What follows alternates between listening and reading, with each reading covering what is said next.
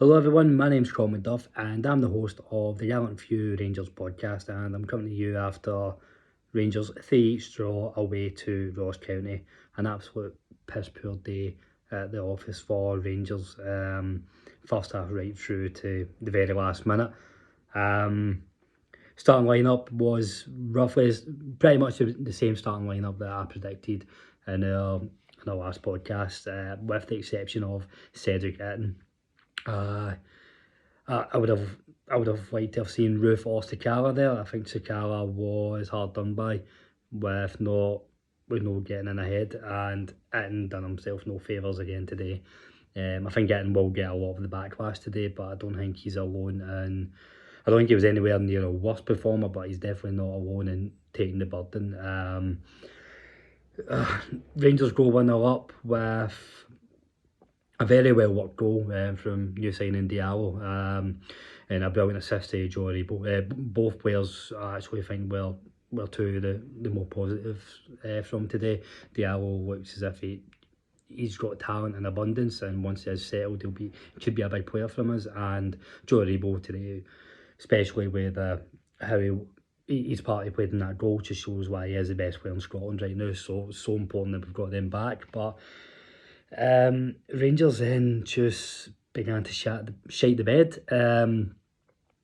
McGregor for the first and the third goal, I find that it's unforgivable. And my big worry is this isn't the first time that we've seen this for Alan McGregor this season. At the start of the season, I think a lot of people put it down to the fact that Steven Gerrard was maybe rotating the keepers, McLaughlin coming in, then McGregor.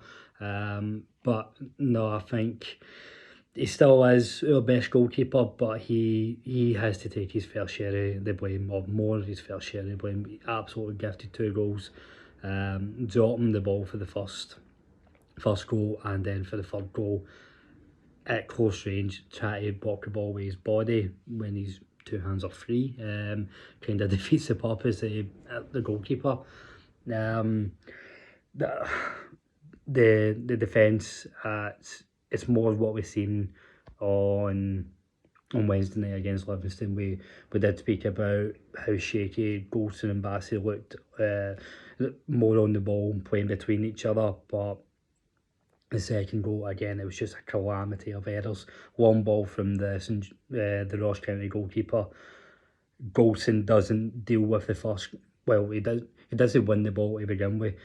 Doesn't win the aerial challenge. Goes to clear the second ball, and he just completely mishits it. Borna Barisic, an absolute feeble attempt at a header away, and Ross County head the ball towards Bassey, who miskicks it, and it really was amateur stuff. It was so bad, and the man marking in the third goal leading to McGregor making the non-save. It was just the defensively we had a very very poor time, and it's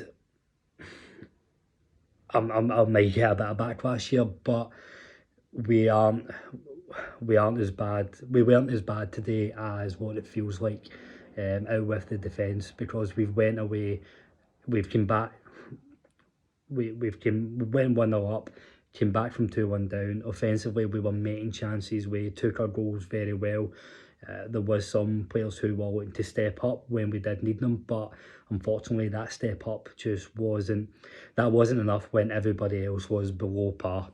We've seen it last season. Some players can step up for weeks at a time when everybody else is playing average or just above average, but when the rest of the team are, they don't look interested or they're a million miles off it, there's only so much the likes of your Joe Aribo, for example, can do.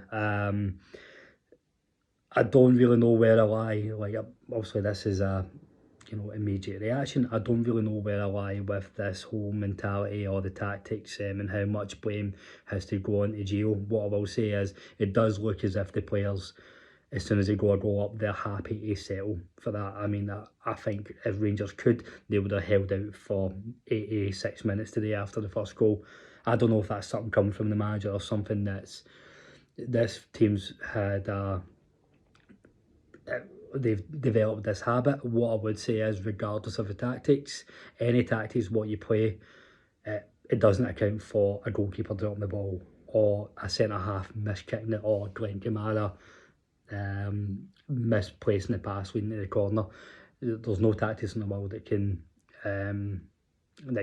account for that or adjust for that. So this just makes Wednesday an even bigger game. It really is.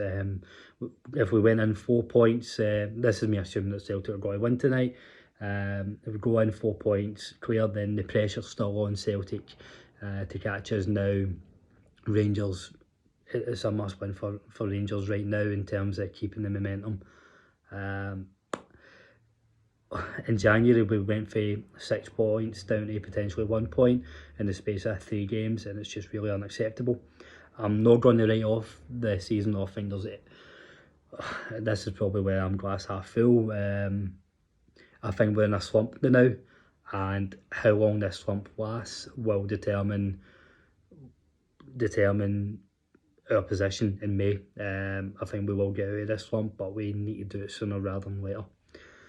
Thanks for listening, guys. We'll be back with you on Monday night to preview the Old Firm game, and hopefully the dust has settled a bit and we can, maybe look at it with a step back, and maybe we'll see something different. Right now it doesn't feel like it. But try and have a good weekend. Take care.